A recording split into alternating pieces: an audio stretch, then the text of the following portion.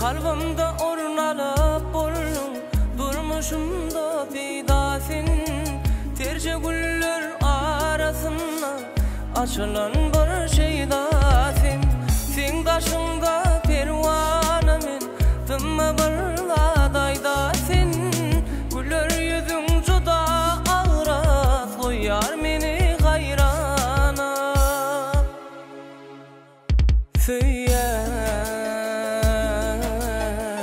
Sensiz mening bagtym gül açmaz diýen, sana bolan bu sevgim açmaz.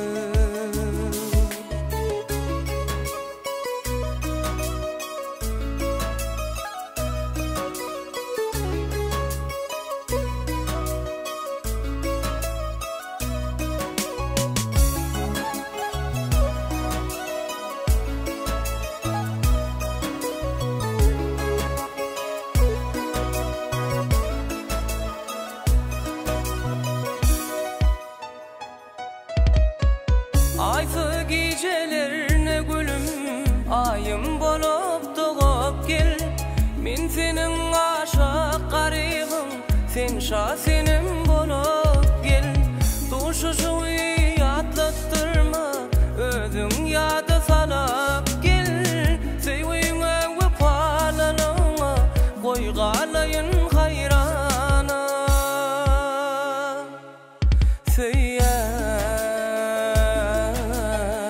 Sensiz mening bagtym gül açmaz diýen, sana bolan bu sevgim öçmez.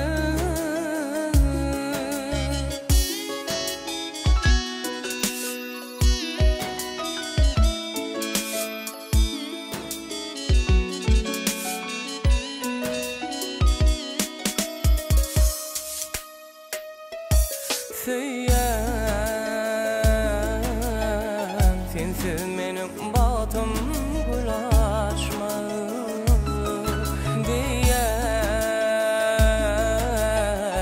sana bolan bu sevgim öçmez.